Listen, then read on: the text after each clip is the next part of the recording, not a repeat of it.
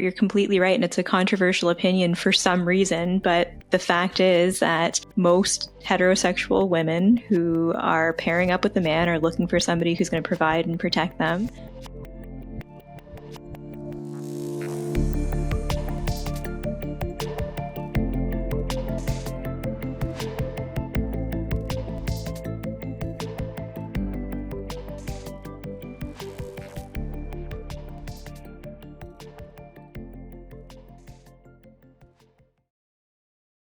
Hello, and welcome to Awake at the Wheel. So in many episodes, we've spoken about the fact that there is some bad advice out there online, whether it's experts talking about a certain topic or, just the average person. There's some good information, but a lot of bad information.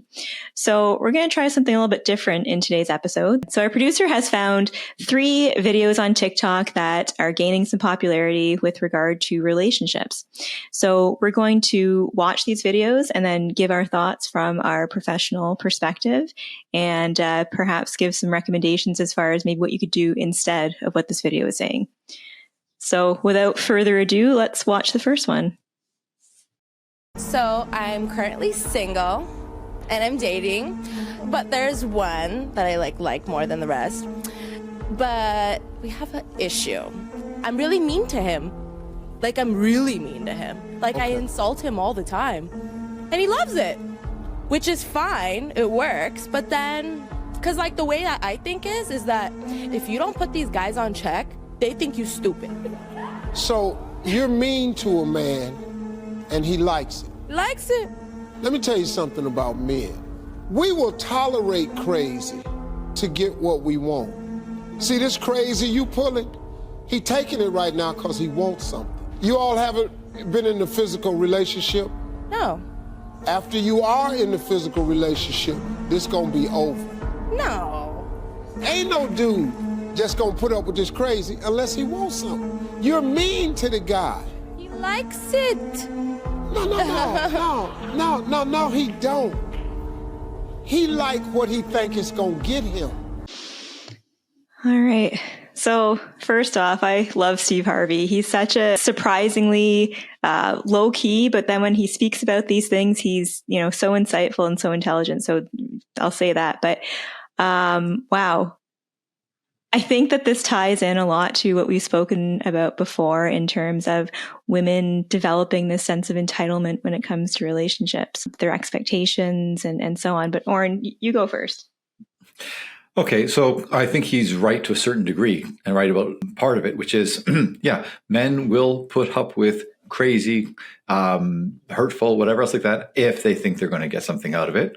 And so the guy is just waiting to, let's say, consummate the relationship for sure. That part I agree with. However, I have many patients, either the men or the women, who the dynamic goes much farther than that. It's not just, okay, well, then he's got it. So now he's going to, just leave her. No, he stays in that relationship, whether it's because he's masochistic, has low self-esteem, thinks he's trying to save her. Okay. And it goes both ways because we know this, the bad boy phenomenon, where women try to save him because underneath that bad exterior, there's a heart of gold. No, underneath that crap is more crap. Okay. And so there are many people who lie to themselves and fool. They don't know their own motives. So I'm going to say that Steve Harvey, he's wrong in the sense that that there are many, many, many men who would continue to put up with abuse, mistreatment, and so on.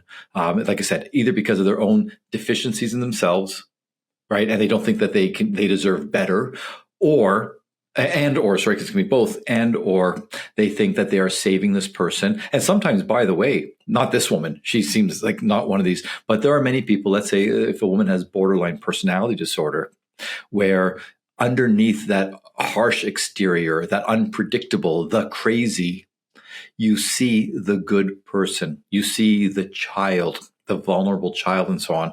So when you see that, that's very appealing, and you have empathy and compassion for that person.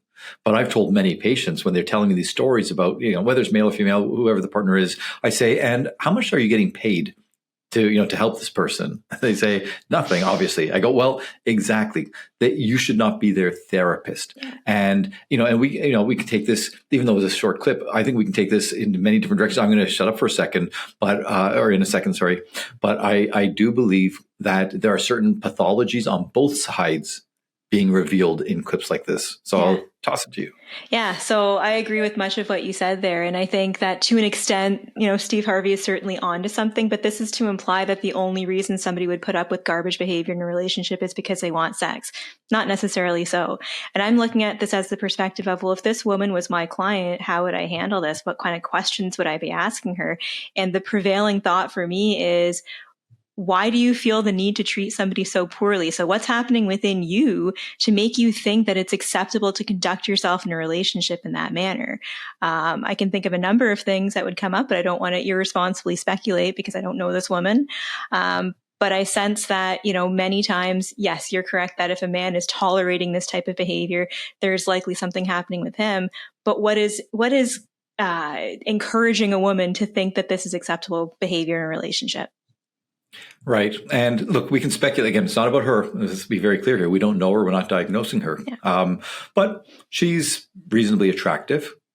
And, we do know that women and men as well, okay, from the youngest of ages, if, there is there's pretty privilege or, handsome privilege, or whatever. So they learn from the youngest of ages. Research has shown this. I can't remember if we talked about this before, but they did a study years ago where they would describe a child. And the child was a bit of a brat or, not the greatest kid. And there were pictures of the child. And so it was the exact same descriptions. But in half the cases, the picture was of a cute kid. In half the cases, it was of a not so cute kid. And it was with teachers. And they asked the teachers, how would you describe this child? And, how would you work with them? How do you predict, having a class with them would be? And with the cute children, it was like, oh, this child's a leader. They know how to speak their mind. They're engaging and stuff like that. And with the unattractive kid, like they're going to be a troublemaker. I'll have to watch over them and so on. So if you're a cute kid from the youngest of ages, you have been taught that you are treated differently. And maybe if you don't the kid may not recognize this consciously at first, but they are being conditioned. To be able to get away with things, something that a normal kid says might just be, seen as mediocre, but from a cute kid, oh, it's so charming and cute, right? So, right. So again, I'm not speaking about her in particular, but it's very possible that she has been able to get away with a lot. And, whether even if it's something, I hate to say this because some people could misconstrue this, but if someone's attractive, and by the way, I'm not saying anything new. TV shows, movies have used this as a plot line. If they're attractive and they say something that's not even funny, people will laugh. Okay, because again, they want something with this person, whether it's to have sex with them or whether it's just the clout of being with someone who's that attractive or something. Right. So anyway, the point is, so on the most superficial level is that maybe she has been conditioned throughout her life to be able to get away with stuff. And so she never really learned discipline, self-restraint, being nice to others. And if that's the case, then wow, she's got, and again, I'm just speculating, I'm not saying it's her, but if this is the case, she's got some terrible parents if they never put that structure around her. My favorite example of the pretty privilege is, I don't know if you ever watched the show 30 Rock, but I was going to say 30 Rock, John Hamm. I was exactly thinking so there's about the doctor that was terrible at everything that he did, but everyone loved him because he was so handsome. So that's what I was thinking of when you were saying that. And I was actually, I'm not joking. I was thinking about that example as well. 100%. Awesome. Yes. Okay. Right. So back to the men who put up with this. And the fact is, and this is going to sound sexist, but it's a reality. It's in our DNA. It's in our evolution. Most women, not all, any healthy woman does not want a weak man. All right. And they want a strong man. Now, I'm not being sexist here. This is just, look at all the research. It's very clear. They want a strong man. I'm not saying a toxic man.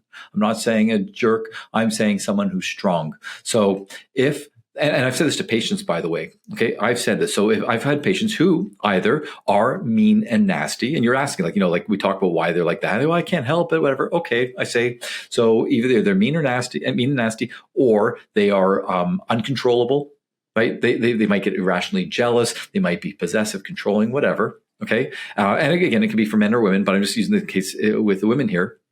And I say, if this is how you conduct yourself, you are going to find only, and these are attractive women as well. Okay. I say you're going to find one of two men. One is an alpha male. Okay. And either a true alpha in the sense, or the alpha male, okay, the jerk, the toxic, and so on. And I say, because they're going to want to, hate to say it, tame the shrew. They're going to, they see you as a challenge. They want to break you. They want to dominate you. You are a challenge to them, and you're more exciting. The appeal of you is that at some point, whether they know it or not, they're going to dominate. Anyone can dominate a weak person, but to dominate a strong, a beautiful person, ooh, that's intoxicating. Not to all men, but to certain men. So I said, you're going to have that type. Yeah. Right. And I said, that's a toxic relationship. You guys are going to be fighting all the time and everything like that. And they always nod. They go, yeah, that's been my dating history. Okay.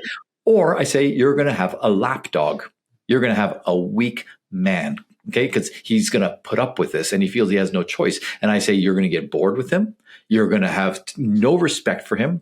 And if you have no respect and you're bored and everything like that, either you're going to leave his sorry ass, or more likely, because you're going to find some weak, pathetic man who can support you, you're going to step outside the relationship. Okay. And sure enough, that almost always happens, if not always happens. And again, why, if someone's there and they're willing to, to put up with your terrible behavior, and they're willing to support you and give you a safe space, why would you give that up? If they're so cowardly and weak and everything, that when you're going out late at night, when you come back, maybe smelling like you shouldn't be smelling, and he doesn't say anything like that, why would you give that up? You get the best of both worlds, right? So in any event, so that's just another layer to add. But I think in large part that goes back to the fact that people aren't learning what a healthy relationship should look like, frankly, right. Because you're completely right. And it's a controversial opinion for some reason, but the fact is that most heterosexual women who are pairing up with a man are looking for somebody who's going to provide and protect them and be strong, and again, not in a toxic way, but in a way that makes them feel safe. So this type of behavior from this woman leads me to believe that she has not had a history of, whether, throughout her life in relationships and friendships, whatever we want to call it, but she doesn't have a history of probably safe, secure, strong attachments with other people. Right. And you use the word, we talked about this in a previous episode, so I won't get into all the detail, but security. The most important, to me, the most important factor in a relationship is that sense of security. So, for her, she might think there's a security in it, but she doesn't know. I'm going to say the second part in a second, but she doesn't know there's something brewing underneath. I'll get to that in a second. For the man in that relationship who puts up with this, and of course, the roles can be reversed, right? Like it doesn't matter. We're just using this because that was what the video was. He's constantly feeling insecure. He's constantly afraid that I'm not good enough for this person. This person could leave me. If someone treats you like crap all the time, why would you feel secure? Okay. Like they feel comfortable, but it's not real comfort. They feel familiar. People say, okay, because for whatever bad dynamics they've had in childhood or whatever else like that, whether it's verifying their sense of their poor sense of self that they don't deserve, whatever it is, it's a familiarity and it's a comfort, but it's the most uncomfortable comfort you can ever have because you're constantly insecure. And what I was going to say was, just to add to that, although it looked like you wanted to comment, I'm not sure if I was going to comment on Steve Harvey's piece of that, but continue what you're saying, and then I'll jump in. Okay, because I'm pretty sure we talked about another thing in a previous episode, and this is the most important. And I say this to all my patients, say it to my students. I don't think it's hyperbole to say that more than any other therapist on the planet, if not human being, okay, and I'll ask you to see if you remember this. Okay, I deal with one. I'm going to call it emotion, feeling, sentiment. Sentiment is the better one in relationships more than anybody else on the planet. Any idea which one? So you deal with one emotion, feeling, or sentiment more than anybody else does. Yeah, we all deal with it, but I make this a cornerstone of my relationship therapy. And if I'm working with someone individually, if they're in a relationship, whether it's a romantic relationship, family, colleagues, roommates, doesn't matter. It's the most important sentiment, a negative sentiment. I was going to say positive. I was going to say accountability. No, that's definitely the cornerstone as well. But no, for negative, I should have said, sorry. For negative. Oh, resentment.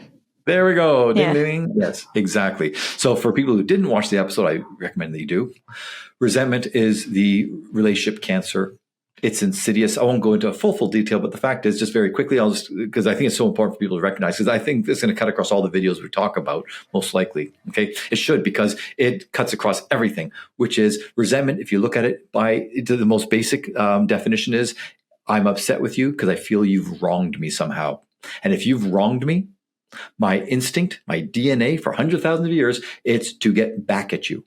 And how do I get back at you? It can be aggressive, or it can be passive aggressive. It can be withdrawing. It can be not living up to the standards or that you would want and everything like that. It can be withholding sex. It can be conscious. It can be unconscious. It can be fair, unfair. It can be irrational.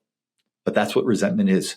And if you can't recognize it, it's going to sabotage your relationship. So what I was going to say was, with that woman, this guy that she's talking about, who's putting up with it and everything like that, he may not even be aware of it because he's in love with her, or the chemicals are going in and they're blinding him to reality and everything. But on some level, and it's the deepest level you can imagine, it's the most profound, it's insidious, it spreads like cancer, which is why I call it cancer. He's resenting the hell out of her, and he will get back at her one way or the other. In this case, probably passive aggressively, but it will drive her crazy. So people have to recognize that resentment. Yeah. So Steve Harvey is suggesting that, somebody would put up with that for the reason that they want something. Okay, I can agree with that. I don't necessarily agree with the fact that that something would be sex, because while this woman is reasonably attractive, I don't know. I feel like there's probably more to it. So I want to explore a little bit about what could be some other reasons that person would leave. So, what is it that they got that they wanted and then got it and left?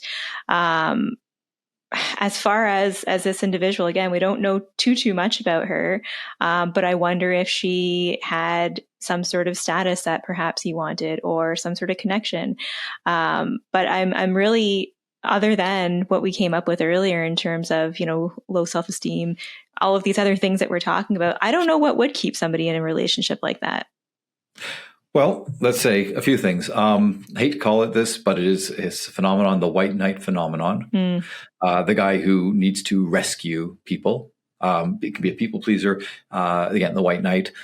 So, whether he sees something in her that needs rescuing, it's possible. There are many, many men like that, and women as well, right? And by the way, many of them literally, when I ask them as kids, they were the one that they would see like a injured bird or something like that. They would bring it home, which is beautiful. It's nurturing. Yeah. It comes from, there's a healthy element to it, but unfortunately, it's manifesting in an unhealthy manner. I was going to say, I personally see it more in women than in males, and I think it is that nurturing tendency or desire that is fueling that.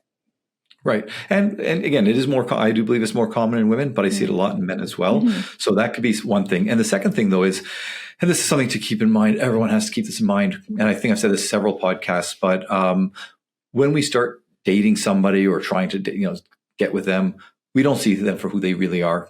A, because they of course are putting on the best front, and they're trying to give a good image. But B, it's just natural that we project onto them that which we want to see or need to see. So when you ask what could happen, what would keep them there and why would they leave afterward? Because that illusion falls a bit. And neurologically speaking, the research has shown this. Now, there's different estimates. It can be anywhere from 6 months to up to 18 months or 2 years. What I'm about to say, I think the 18 months and 2 years part is ridiculous. I don't think it's that long. I'd say it's 3 to 6 months at most. But we know that when someone falls in love with somebody else, that with the neurochemistry, the brain undergoes changes where if you do fMRIs of the brain, I think I may have mentioned this in a previous episode, that it looks like you're literally crazy. It looks like you have OCD, depression, sometimes even schizophrenia. Serotonin levels actually drop, which leads to an obsessiveness. Dopamine is increasing, which we've talked, I think, in other podcasts. Dopamine is not a pleasure, it's a reward. So it's like, I'm really going after this. I'm trying to get this person, right? So the dopamine's up there. Human growth, and I don't know why, but the human growth factor, I think it's called, it for some reason changes as well. We have these chemical changes that start to subside after a while. And then you can see the person more realistically. So at the beginning, not only are we projecting all this fantasy onto them, but our brain is tripping us up. And by the way, I always tell people, this is why if you are in a relationship that is really toxic, really terrible and stuff like that, and a couple of years later, 6 months, whatever else, the person's like, oh, they changed. No, they didn't change. Okay. You just are seeing them more clearly. I mean, they may have changed somewhat because, again, we always put up the front, okay, and the facade. Okay, but for the most part, no, they didn't change. And that's why all of your friends and family who are not having their brains, altered because of love, they saw this person for who that person really was, but you weren't able to see it. So you didn't accept what they were saying. So this is such a common phenomenon that I'm describing. Absolutely. Yeah. Their judgment is clouded. And yeah, again, in this case in particular, that definitely could be a reason that someone sticks around until hopefully it's more like the 3 to 6 months than the 18 months to 2 years that they wake up and see this isn't right. Right. The veil is lifted. Yeah. So. All right. Should we move on to the next one? Sounds good. Okay. If you break up with someone and you're already considering getting back together with them or questioning if you made the right decision or the wrong decision, literally wait 3 weeks. Do not talk to this person for 3 weeks. Don't entertain the things that make you think about this person. 3 weeks. In those 3 weeks, you live your best life. You hang out with all your friends, do all the things that bring you the most joy. Read some books, listen to some podcasts, but for 3 weeks, do not talk to the person you broke up with. If you're one of those girls who go back and forth, a lot of times you know that's not what you really want, but you're just caught in the cycle of being comfortable or being familiar with someone. Sometimes making a logical decision means you taking a step back and separating yourself from the emotions and the situations that are tied to that person, and just taking a step back to breathe and to reevaluate and to really consider what you want in your life. I promise if you're one of those people who should I break up with them? Should I get back together with them? Whatever. Give it 3 weeks. And if you still want to get back together with them after 3 weeks, girl, that's your own decision. But just at least separate yourself for a little bit to gain some clarity. All right. So I don't think she's completely off base. There's certainly some validity to what she's saying. I don't think that 3 weeks is a magic number by any means. I think that it would vary from person to person. Things that I think are valid are taking some time for self-care. She didn't really say this, but I think she was alluding to, reflect on your values, reflect on what you want. But I also sense that some of her recommendations were suggesting some degree of avoidance. And while it would be important to perhaps not communicate with that individual, I don't think that blanket statements like that could necessarily be made. I think it depends on why did you guys break up? What wasn't working? Is there something that can be discussed, whether amongst yourselves or in therapy or whatever the case may be? But I don't necessarily think that no contact for 3 weeks is sound advice. Yeah, it's tricky. Now, it's case by case, of course. And I think in many cases that is pretty good advice. I actually use 4 weeks. I tell people 4 weeks, and I'll explain why in a second. And it's not a golden number. I just tell people it's a month. It's a month. There's no science behind it, right? But so there's a few things, and I always tell my patients, I say no, and I will only say it, by the way, if the circumstances they've described do seem to make sense. Right. Other times it's like, no, work on the situation. Yeah. Don't, try to avoid, as you say. So I'm going to add another layer to it. Several different layers. One is when someone's in a toxic relationship, I've had so many patients, right? And anyone who's been in a toxic relationship will recognize this, unless they're still in it and haven't ever extricated themselves from one. When you're in it, you don't recognize just how toxic it is and how heavy it is. If people could choose one word, that when they were away from the person, maybe they were away for work for a week, maybe the other person had to go on a vacation, maybe someone was in the hospital or something, but if they had a clean break from that person for at least a week, 7 to 10 days at least, again, I'm just making up these numbers, but this is what I've seen, they describe a lightness. Right? Because toxicity, it's heavy, like you're carrying it around all the time. You're always tense, whatever. And so having that separation allows them to see what life can be like without a toxic relationship. I don't want to say toxic partner, because you both might be toxic, but without a toxic relationship. And so that's why 1 week, 10 days, 2 weeks, I don't think that's long enough for someone to truly appreciate what life can be like in that way. So that's why I like a month. I do think it gives enough time. And again, we're not talking all breakups. I'm talking about with toxic situations, or I'm using toxic a bit broadly, so it doesn't have to be abusive per se. Okay. It can just be something that you're doing the same thing always, all the time. It's not healthy. You're not happy. You're both fighting. There's lots of resentment, right? So that 1 month, I say, and I'm going to add another layer to it in a second. I say, but the fact is, if you don't give it that much time, if you see each other briefly, within that brief period, you might be able to have a civil conversation, right? And especially if you're in person. If you're in person, the chemistry, unfortunately, sorry, that's just nature's way of tricking you. Like, right? If it's either it's the sexual chemistry or just the affinity, the closeness, feeling connected to someone that you spent, many months or years, depending on how long, either texting every day or seeing each other and everything like that. So then there's that familiarity again, and it feels good, right? So you can go fall back into that. If you spent a month apart and then you see that person, it's still that the risk is there. Like you can still have that feeling and everything. And then if let's say 5% of your relationship was good and 95 was horrible, unfortunately, that's the way the brain works. You remember that 5% and that clouds the 95% of bad.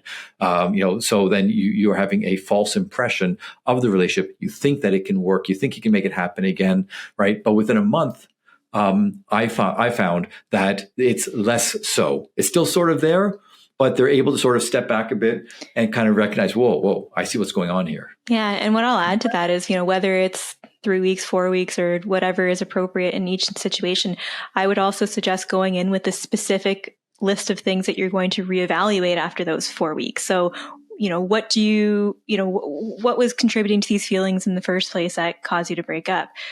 Did they change over those 4 weeks? Did they get stronger? Did they, lighten up a bit? Do you have different perspective? So I think going in with something specific to work on would be very helpful and meaningful in terms of finding as close to the right answer in the end as you can.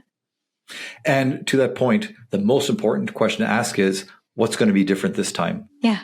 That's the question you have to ask. How are we going to do it differently? Yeah. And if neither of you can provide an answer, well, you're just, it's a fool's errand that you're trying to do. You're trying to make something happen. And even though this is incorrect, but people love the expression, and it didn't come from Albert Einstein. No, it did not. But people say the definition of insanity is doing the same thing over and over and expecting a different result, right? By the way, the definition of insanity is not knowing that you're criminally responsible for something. Okay. That's very different. It's a legal term. It's not a psychological term, but I digress. So in any event, that whole month thing though, I said I was going to take it on a different level just for people to kind of understand. So I've said this with many patients, and it's amazing. Oh, by the way, before I say that, some people, when they do have that, let's say a few days later, a week, whatever, a month, and they see the person, it goes terribly. Right? Like, even if it's just a text or a phone call, it's a text or a phone call or whatever. And they go, oh my God, I was just trying to do this one thing. I was trying to pick up my jacket and it became this whole fight. So sometimes even a little bit of space, it gives them enough, insight to go, whoa. How can we not even make this 5-second text work? Like, okay, this is a good sign. Unfortunately, people aren't rational. So even though they rationally understand that in the moment, later when emotions come in, it trumps them. They feel lonely. They start, catastrophizing. I'm never going to find anyone again like this and so on. Right. So anyway, a little side note there. Okay. Actually, before I get to the second point, I'm just going to take one more tangent. I can't remember if we said this in another podcast. All right. I had a number of patients, no joke. It was 3 or 4. I can't remember now. It was a number of months ago. It was earlier in the year, but they were all women. And again, I think I might have said this before, but it was incredible. This always happens with me. It's always usually 3s. That's why I'm saying 3. But sometimes it may have been 4, but all within 1 week. All these women in their mid to late 20s, I think one early 30, and they had a loving partner. This guy was, and everything that, and in some of the cases, I end up speaking with the partner as well. So it's like, yeah, this actually is a good guy, right? But these women, because they're in their late 20s, early 30s, they're not looking for someone to date. They're looking for a life partner. And because they want security, because that's what you want in a life partner, right? And just understand, guys, security, it's a healthy, normal thing. We're not talking about excessive comfort or whatever. No, it's security. I can rely on this person. This person's got my back. Okay. Anyway, so for all these partners, these men, and again, I can't remember if we talked about it before, but guess what they all had in common? That, again, they were sweet, loving, really nice guys. All their friends loved them, but they all had the same flaw. Can you narrow it down a bit? It's something that if you're looking for a life partner, this flaw, it should be a deal breaker. And not everyone's going to agree with it, but most people would. It affects most areas of your life if you don't have this trait, this tendency. If you don't have this tendency, I don't know. They had no ambition. Okay. And I'm not talking about needing ambition so that you can become a billionaire. I'm just talking about, having a job that would, be enough to pay for it to be able to move out of the home, or even having the desire to move out of their home and to leave the comfort of home and stuff like that. Right. So I tell them at this stage, if this guy's 20, 22 years old, it's not that ambitious, and you're just looking for a guy who's going to be fun, whatever, no problem. But all 4 of these men, right, did not have ambition. 3 or 4 men had no ambition or low ambition. And they weren't giving the women, again, a sense of security. Like, okay, if we're going to try to get a house, if we're going to have kids, that I can count on you. Okay. They all said, oh, he'd be a great father because they'd be a great playmate. But being a father is more than that. Anyway, a little side note there. But the point is this, here's what I'm getting to. With them, they also, I think, I forget how many people I said this to. I know 1 for sure. I think I said it to 2, maybe even 3. They all said, I'm never going to find someone who loves me as much as this guy. That's my fear. And I said to them, you're probably right. And they were like, what? They were like, my psychologist just told me that this person that I'm thinking of breaking up with, that I will never find someone who loves me as much. So I let that sit. And by the way, I just want people to understand, I say this to my students. In therapy, we are trying to create a safe space. We're trying to help people process and so on. But there's also something to be said for emotional resonance. And so if you say something to someone that throws them off, their defenses come down really quickly. They don't go up, they go down because they don't know what to do here. What did I just hear? Right? They're a bit discombobulated. And in that moment, now there's a chance to say something that might really hit them, might resonate with them. It forces them to shift their mindset and kind of get them off that train or that track that they were stuck on. Exactly. That's what I do it for. Just so I let it set for a second, and then I said, but the question is that love, or is that neediness? Is that excessive dependency? Yeah. Right? If the person's afraid to lose you, because all the guys said that, I don't want to lose you. I don't want to lose you. Well, of course you don't want to lose this person, because they are the one thing in your life that you got going for you. You got nothing else going for you. And that's not a healthy relationship. It's an imbalanced relationship. And of course I say, if you're the one who's always contributing, bringing all the stuff to the relationship, I say that's going to foster resentment. That might be the drinking word of the day. Resentment. And I guess what I'll add to that too, and I've said this previously when we spoke about relationships, is, okay, let's even entertain the possibility that you never will find someone that's going to love you that much again. Okay, that doesn't mean that you, A, will never find someone that loves you, and B, that assumes that love is the only important factor of a relationship. Meanwhile, there are probably 100 other things that are important in a long, healthy, sustainable relationship. Right. Okay. So, and I'm wondering if I want to take it further, but I'm going to leave it at that and go back to the other point I was going to make. Okay. About the 4 weeks. Yes. So I've had many patients, I've told them this. Usually it's women, sometimes men. But I've said, if your relationship is not going well, if it's having a negative impact on your, on your life, basically. And I say to people, I say, I'm not asking you to lie, because every time I told someone this, they say, yeah, that's exactly how I feel. So I'm putting words to it. I say, if you tell your partner, look, I'm not asking to break up. Now, a little side note here. Whenever someone asks for a break, I'm going to just make up a number. 96% of the time, it's really the precursor to a breakup. Okay. But not always. So again, for the record, I just made the number up. I'm sure there's a number out there. Okay. But it's usually the precursor, but it doesn't have to be. So I say, if you need a break, it could simply be just because, you're really stressed out with work or family or whatever else like that, and you just don't have the bandwidth to be a proper partner to that person. You can't contribute, enough to the relationship in a way that makes you feel that that this work is working for you. Because for some people, that's the focus. I want to be a good partner, not so much what can my partner do for you, but, or for me, but what can I do for my partner? So whatever the case is, I don't care what it is, or if the partner is overly needy, whatever, or they encroach too much on your space, whatever the case is, if it is having such a negative impact that you are stressed out, depressed, anxious, distressed, whatever it is, I tell them, I say, you use the strongest words that you can come up with. Okay. And there's a reason you do this. Again, I'm not saying to lie. I'm saying to highlight it. If you say, I am literally, and I use the word literally, okay, I'm literally on the verge of having a nervous breakdown right now, whether it's because of the relationship or because of all this other stuff in my life. And the relationship is the thing that could set me off. Okay. And if you say, I just need 1 month. Okay. No contact, please. Nothing. I get it. I know it's whatever. Okay. And you make sure it's not at a time when the person, make sure it's not such bad timing. Although if your mental health really is perilous at this point, then that's got to be paramount. Precarious. Yeah. That is the right time. So whatever the point is, I say, if you tell them, I just need 1 month, please. Okay. and you say it again, and you have to emphasize how important this is. I say that's a litmus test. If they can't give you a month, unless there's some special extenuating circumstances, then you know that that person can never prioritize your needs over their own.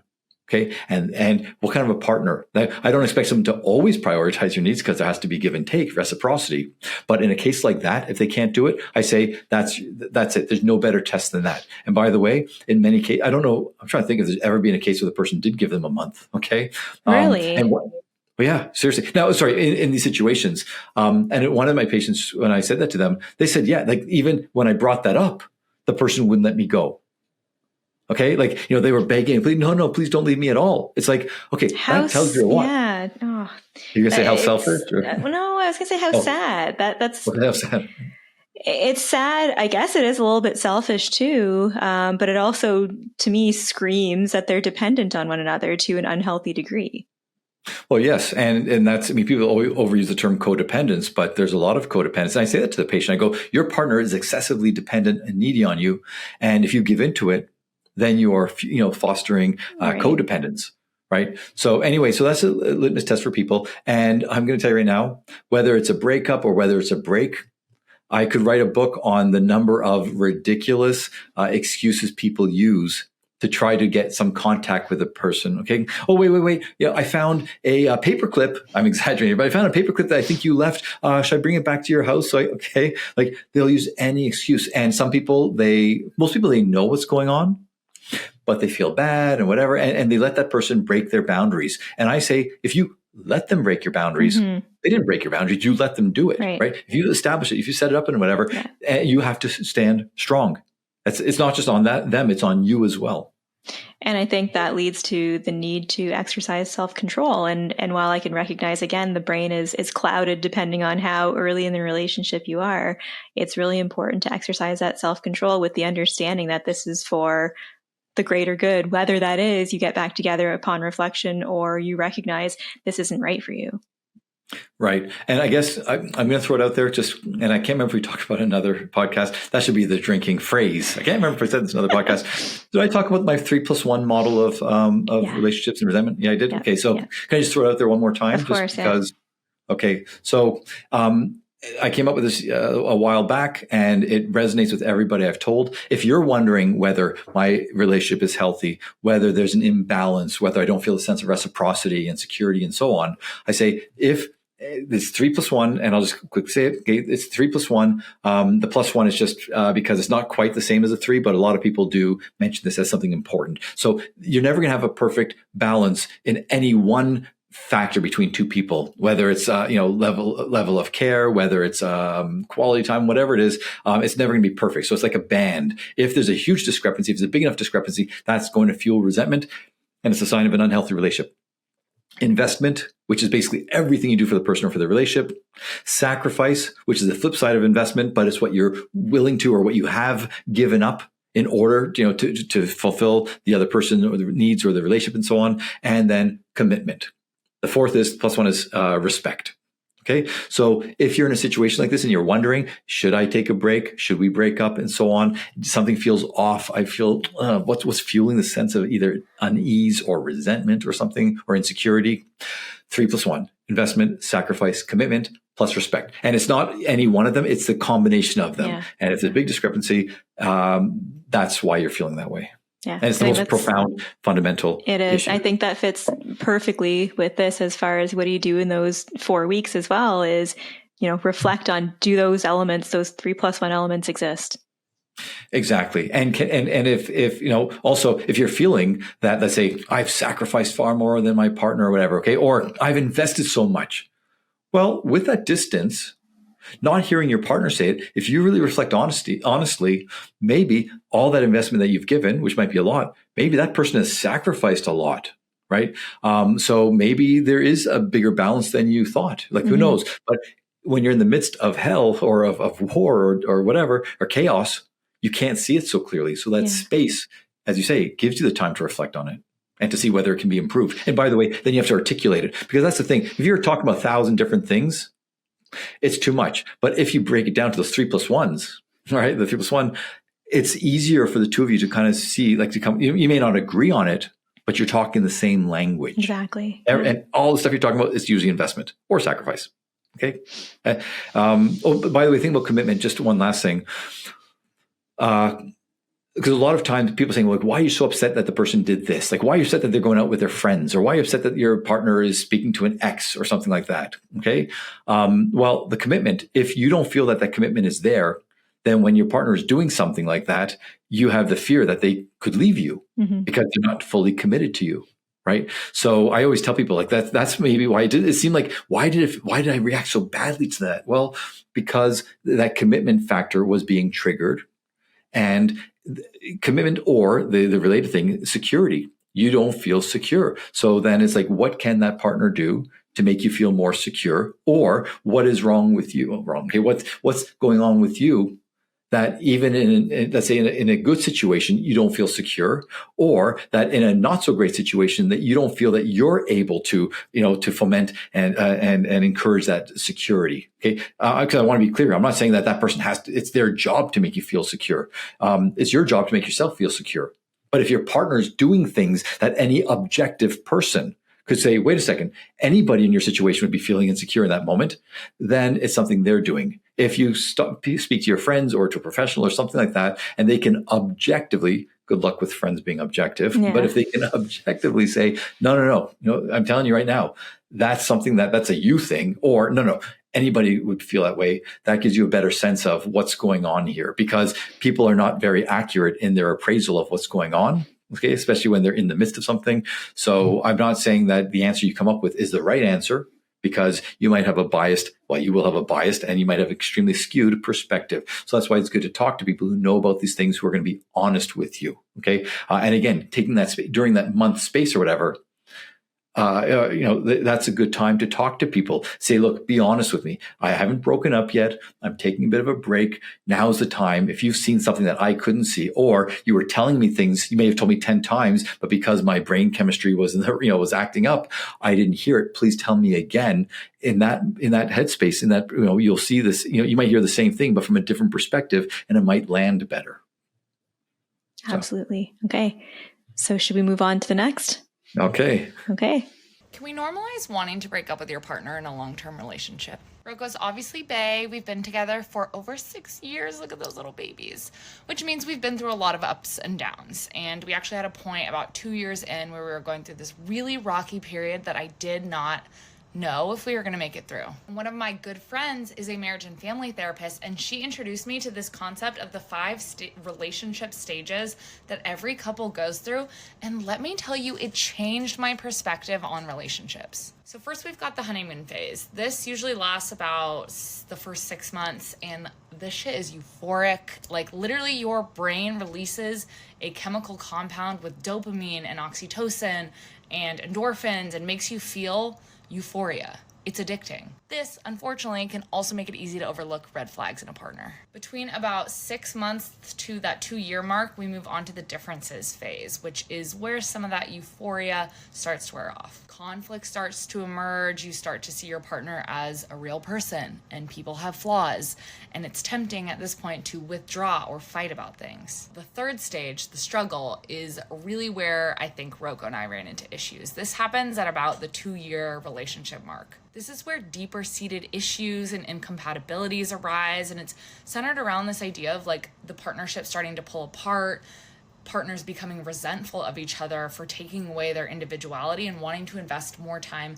outside of the partnership rather than into it. And this is a common breakup point for couples, but you can get through it with communication, with intentional conflict resolution, and with like really intentionally showing affection. And then comes the repair stage. This usually evolves between that 2 to 5 year mark, and is the decision point that couples have to come to after going through all that struggle. They probably feel drained and resentful about the relationship and need to commit to each other. If they want to continue onwards, they both have to put in the effort to grow individually and grow together. And my favorite stage is enduring love. This commonly kicks in at about 5 years. It's really kind of marks the breakthrough of the repair stage. At this point, you've really chosen each other. You've grown together, you've learned how to communicate, and you get this really strong sense of support from your partner to support you in your individuality. You almost, in a way, re-enter the honeymoon phase. You start to play together again, and it really feels like falling in love again. All right. So that was actually not too bad. I think that she touched on a lot of the things that we've been talking about. So that's interesting that we're ending with that one. But I guess what I'll say, if I'm looking for a criticism, is I think that all too often there's, these stages of bereavement. There's stages of this and stages of that. People need to understand that they're just guidelines. If your relationship doesn't follow this, exact 5-step process, that's okay, because there is uniqueness to every relationship. There are differences in every relationship. But I do feel for the most part, she did touch on a lot of important things, with the goal being that enduring love stage. Right. And exactly. It's also the timelines. Even though it's funny because she was saying that the 6 months is exactly what I was saying, then to the 2 years, right? People have to, because I've seen so many people they rigidly adhere to these things as if it's a science. No, these are, as you say, guidelines. So I liked a lot of that, except for the timelines part. And also they used to be the thing called the 7-year itch, where they, right? And it was said as 2 different ways. One was, by the 7-year mark, that's when we find that couples start going through like the real big problems, and they're most likely to break up. Or the flip side of that was, if you made it to 7 years, then you made it through the roughest time and you're okay. Like it's going to most likely continue. I've also heard some say every 7 years that's going to happen. Right. There's also the cycle. 7 years. And also, though, about 15 to 20, actually, oh my gosh, over 20 years, 15 to 20 years ago. Right. I was reading some research that was saying that the 7-year itch has now become 2 or 3 years. Like, just because the way the society's moving and everything like that, this whole process was escalating even quicker. What factors do you think escalated, though? Because I can certainly see that, but I imagine that online dating, social media, all of the things that we always talk about probably play a role. But did they identify what the specific factors were? The online dating and everything. Because that's when online dating kind of started, but certainly not in the same way we see it now. No, so I'm thinking it's even sooner. Like we're seeing, the relationships are even more precarious now. So trying to think what else about that video. Yeah, it really captures so much of what we talked about. The only other thing I would say is, and I think it's really important. First of all, the other criticism of that thing, after 5 years, then blah blah. Yeah, in theory. Okay. But the fact is, as you say, I like the cycle thing better, because it's not like you're going to be cruising. You've got to constantly be worked on this. You got to look for these things that, whether it's stagnation, whether major events, whether feelings of betrayal or loss or whatever within the relationship. Like, you've got to be, I know it's a TikTok video, but I thought she could have been a bit more, let's say, nuanced in talking about that. Okay. One of my favorite, if I can just add something to that, one of my favorite couples therapists is Esther Perel, and she says it within the context of infidelity, but I think this is, an overarching thing people can look to. She says, if you're lucky, you will be married 2 to 3 times in your life, but to the same person. So to your point of this cycle, that, people are always growing and changing. And if you can grow and change together and, the relationship endures that, that's a wonderful thing. Right. And the fact is, exactly. People change all the time. And the people and very few people change together, right? Because you have your different life paths or whatever, but recognizing the changes in each person and how it can it fit into the relationship that you've built, and trying your best to make sure that it does, and being able to accommodate the relationship, being able to accommodate yourself. We're not talking to a pathological level. We're not saying that someone suddenly changes everything that you have to go along with it, right? Yeah. As always, we're always talking about like healthy degrees, not extremes, right? I like that notion. So what I was going to say though, and this is something I've noticed in so many people, and I used to, there's different names for it. I called it the investment theory, or bad investment theory of relationships. So back to the whole idea about the brain chemistry being messed up. I've had so many, I've literally lost track of either the patients or the students, especially through reflection papers, have told me about this, and friends, where again, because the brain chemistry is messed up at the beginning, you don't see the flaws in your partner, okay, that everyone else sees. And you're in this love stage, or the honeymoon stage, as they call it, right? And something bad happens within that first 6 months. I'm going to say 3 to 6 months, okay, even the first date or something. And because you're in this, honeymoon stage, you don't fully recognize what happened. Okay. Or you don't recognize that this is a really big red flag. As someone says, I think when you wear rose tinted glasses, red flags, just what do they call it? Like red flags, just like regular flags or something like that. Okay. So, in any event, so because you're in love, you forgive them for something that you wouldn't forgive anybody else. Or if you weren't quote unquote in love, you wouldn't forgive them, right? You would recognize that either this was too egregious or, oh my goodness, this is a sign of something about this person, right? Everyone else sees it. You don't. Either they see it or you tell them the story and they see it differently than you do. Once again, I've got to tell you everyone, because your brain chemistry is messed up. So here's the problem. Because you didn't break up over that first early thing that you should have broken up over, months down the road, and it was a big thing.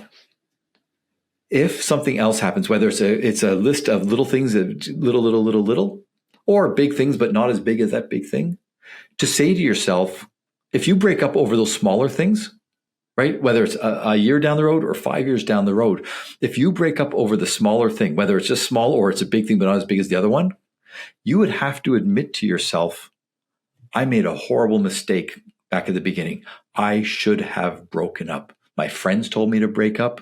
There was a party that wanted to break up. Maybe I did break up, but I got back together because of the chemistry and everything, right?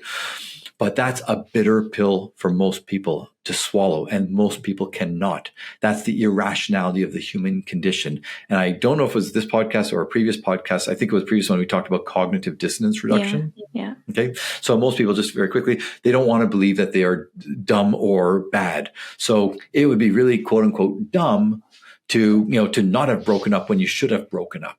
So every time, again, these smaller things happen, they go, again, if I didn't break up for this, like they say on Twitter, they don't admit the cognitive dissonance part. Okay. Because with cognitive dissonance reduction, if you do something that is bad or dumb, instead of saying I did something bad or dumb, I'm a smart, good person, but I did something bad or dumb, they are afraid, oh my God, it means I'm bad or dumb. So they distort reality so that they can continue living their delusional life, quote unquote delusional. Yeah.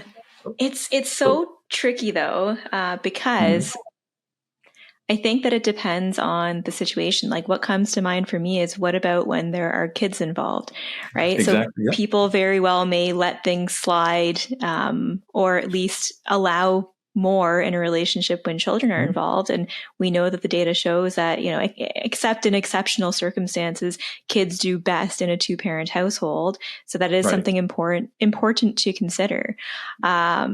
So I think it's a fine line between, being delusional and permissive, but also looking at the bigger picture of, okay, well, this terrible thing happened. I now realize I'm married to a terrible person, but we also have 4 children, right? So that really does add some difficulty into the decision.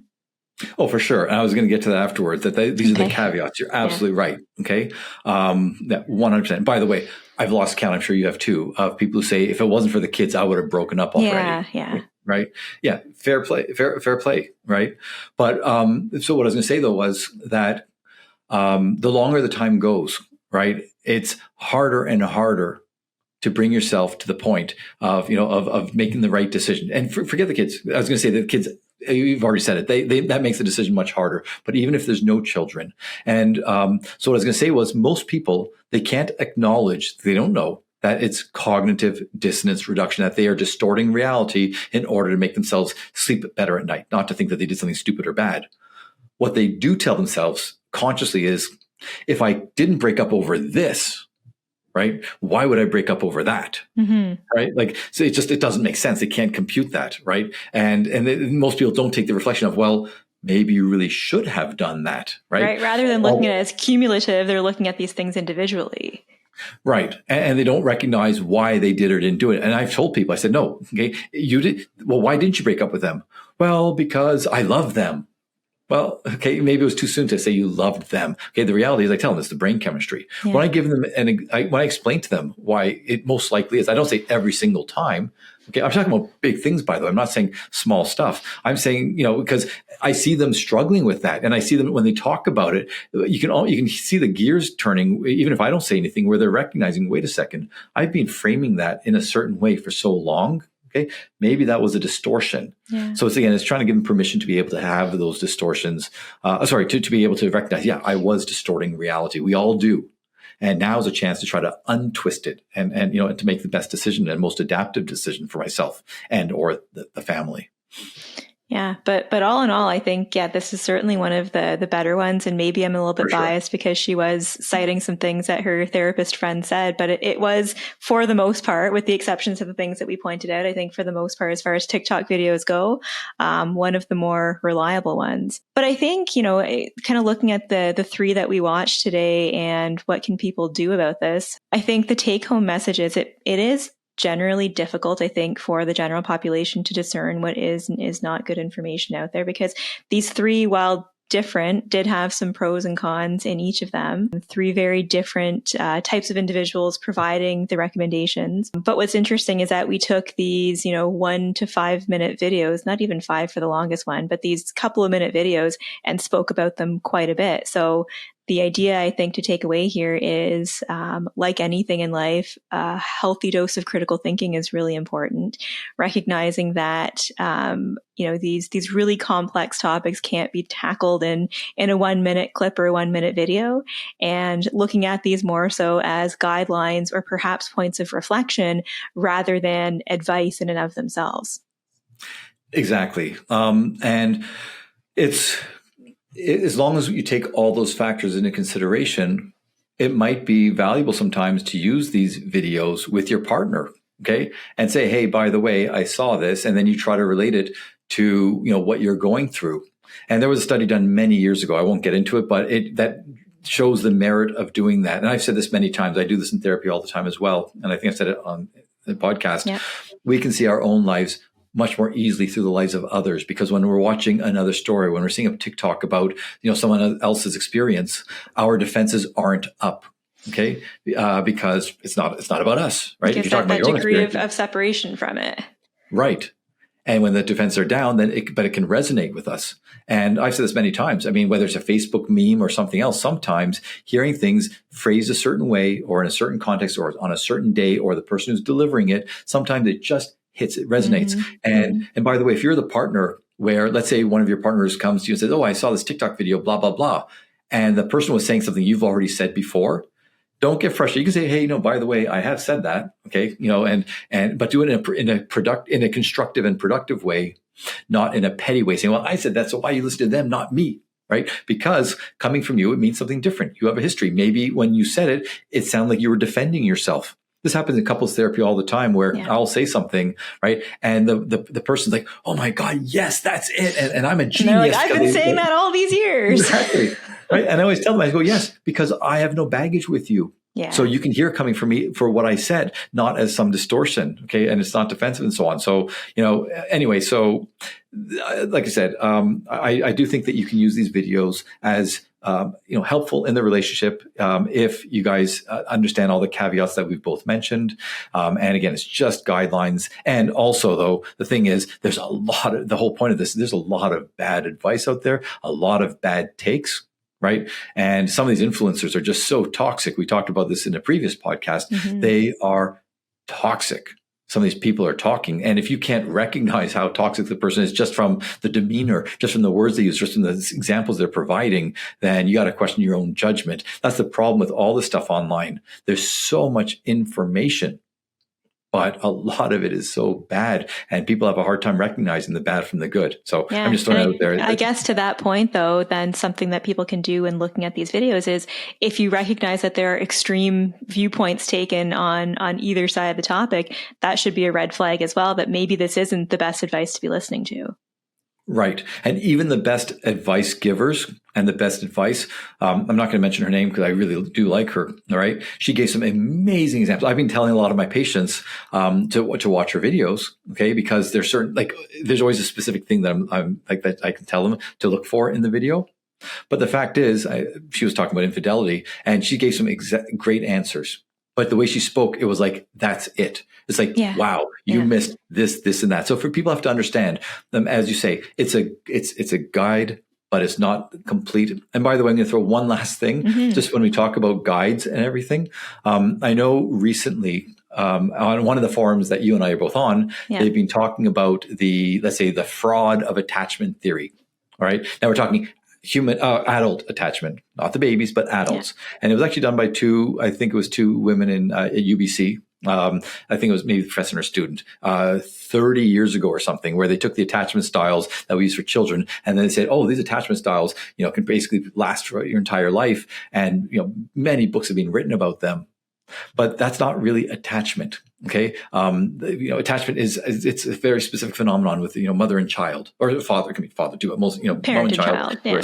Right. Parent and child, but it came from first with mother and child, yeah. Right? Biological, it's neurological, it's very, very first stages. After that, it's, let's say, bonding, it's dynamics. Okay. But people say, oh, because this is my attachment style as a child, this explains everything. So I've had some patients, who've told me either articles or books that they've read, and it really helped them understand it. And they would say, well, my attachment style is this, my partner's is that, and A, this is why we're having trouble, and B, this is how we can fix it. Okay. And I say, look, and I've always told them, it's not the be all end all. And what you're describing, it might seem like it fits, but it might be totally irrelevant. There might be a whole bunch of other stuff, but it's a starting point. Yeah. And it might actually be the complete. So anything that's a starting point to communication, to healthy discussion, to acknowledging the reality, as opposed to living some fantasy, hoping things are going to change, or pretending that things are what they aren't. Okay. Any of that is good. So I highly recommend that, as long as you have your critical thinking glasses on, yeah, and you never give too much credence to any person, point of view, theory, or anything like that. They're just absolutely parts of the puzzle, or pieces of the puzzle. So I would love for our listeners to send us examples of videos that they would like for us to talk about and comment on within, the subjects that we commonly speak about. So if in the comments people can drop links to videos, we would love to comment on those in future episodes. Okay.